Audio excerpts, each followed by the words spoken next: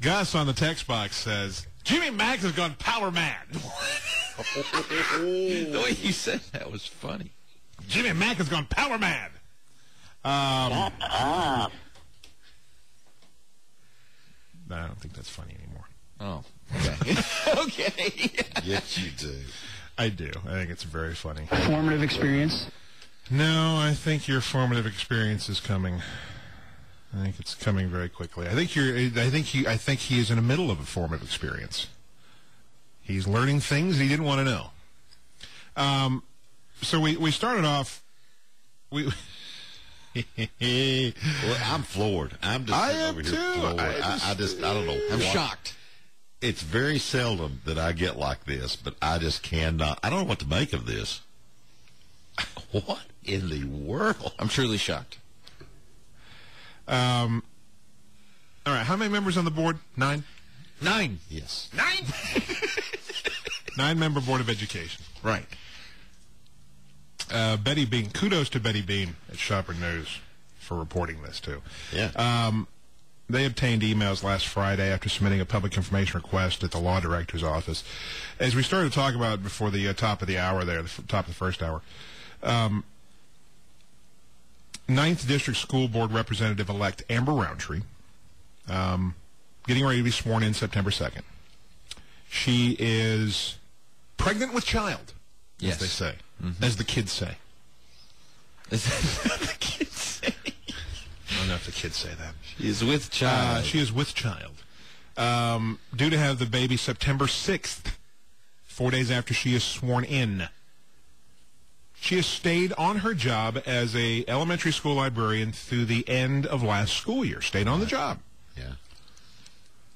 During the summer, she took sick time off, medical leave, so that she could preserve her health insurance. If you've had a baby anytime recently in the past 5 to 10 years, they're very expensive.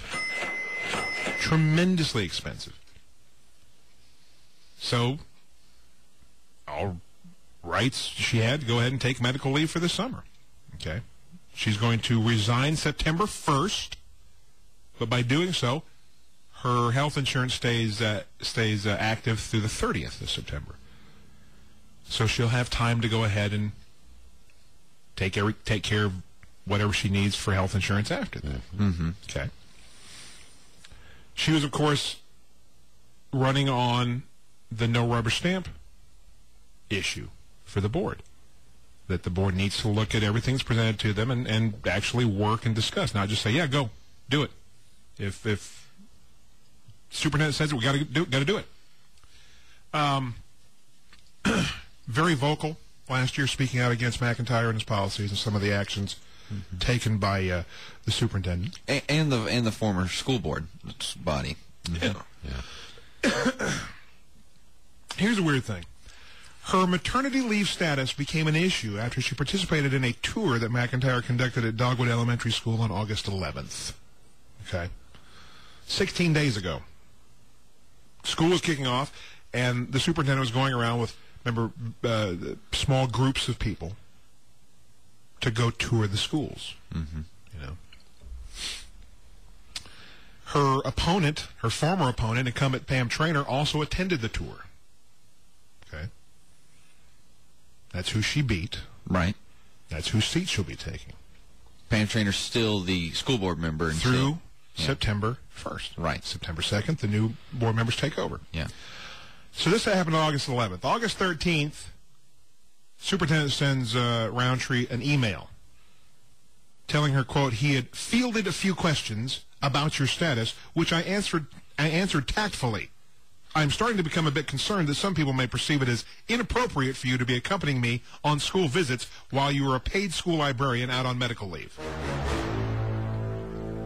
Let's forget the fact that you're a board member elect. Yeah, the way people look at you is you're a librarian who's out on medical leave. Just take the whole thing that you won an election. Let's put that aside. Well, here the weird thing right there. Okay, great. She's a school librarian. She works for the school district. In the school system, right. Right. Is it really that inappropriate for her to accompany the superintendent of schools on a school tour? Not that I know of. See, that was the first thing that popped in my mind is there a rule somewhere that says when you're on a medical leave that Apparently, you can't?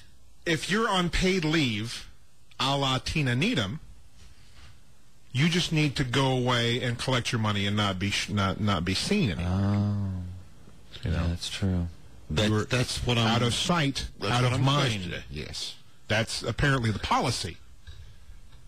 Or as our caller so definitely put it, just shut up. Don't let anybody see you.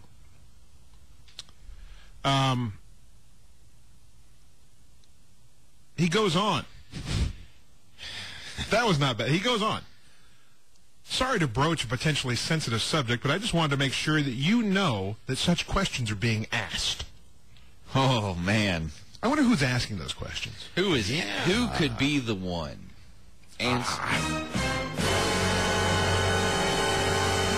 What are you talking about? Who's asking those questions? What are you talking about? Exactly. That's what I'm saying. Oh, Greg! Greg doesn't even know. Greg's not even asking those questions. Greg doesn't care. All right. On August 18th, 5 days after this email, he sends another email informing her that she would not be allowed to attend an orientation session for incoming board members on August 21st. Oh, man. Quote, given the fact you're out on maternity leave due to physical disability. End quote. Pregnancy is now a physical disability, by the way. Really? Apparently it's a handicap. So there you go. Well, they've been telling us there's negative things. Oh, yeah. And Well, Mike, people are asking questions. They are.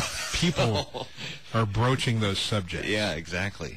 He told her he would set up a separate session for her after September 2nd, after she's sworn in. Like a little special disability session? Yeah, I guess.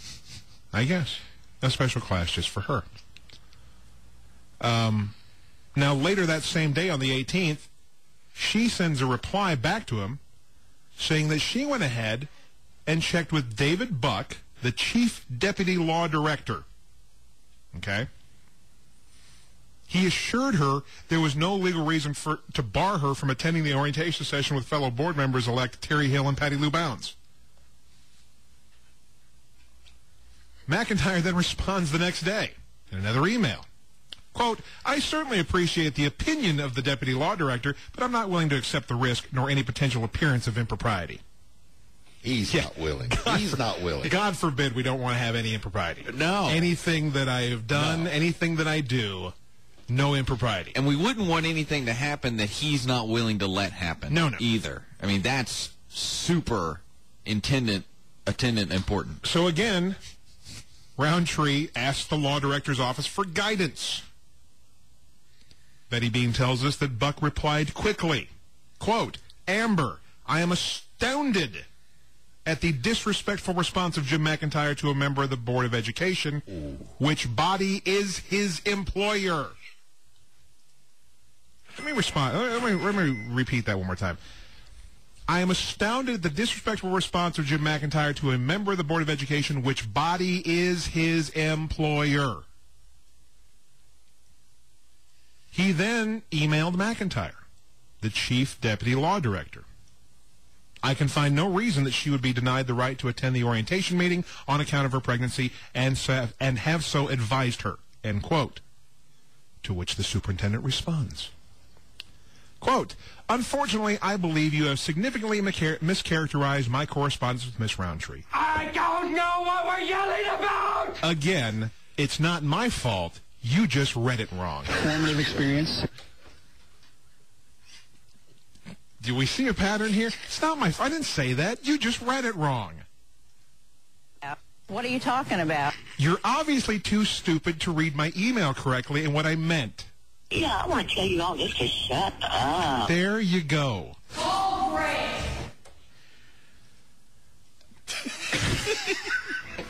I'm sorry. I can't help. How does this finish up? Well, the next day, David Buuck, the chief deputy law director, escorts Amber Rountree across Gay Street to the Andrew Johnson building where she attends the orientation. To make sure that she'll be able to attend. I guess. That's it's what you can infer from that. The superintendent tweeted a picture of all three of the new board members, and everybody was smiling. Come on, get happy. Again, kudos to Betty Bean for reporting this.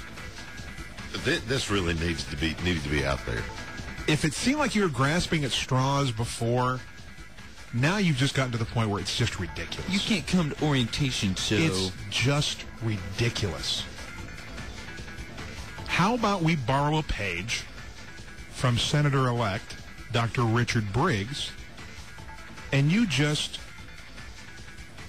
do your job and don't question your employer. The Board of Education employs you. Once again, the Board of Education employs you. So as we've heard people tell the teachers, just be quiet and do your job. Don't question. I think it's time for you to just be quiet and do your job and don't question your employer. Because now it's to the point of just absolutely ridiculous limits. It's beyond that. This is the... I don't want anything to seem improper. I don't want any type of impropriety. Mike, people are asking questions, and he fielded those questions with tact. Tactfully, yes. Yes. Mm-hmm. Mm-hmm. It's a good thing they're not asking questions about Needham or any of those other things. It's a good thing people aren't asking questions about PPU funds or, anything else that's going on. They're asking questions about, why is this pregnant school librarian going with you on this tour? Why is she allowed to go to orientation meetings? Why? What's going on there? Unbelievable. Unbelievable. Because she's starting her new job with her new employer, the people. Incredible. Trying to get ready for it. 722.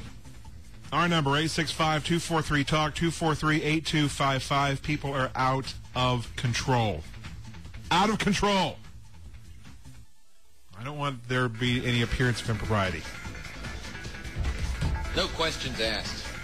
Be quiet and do your job. Don't question your employer. 722, checking the roadways. Pete?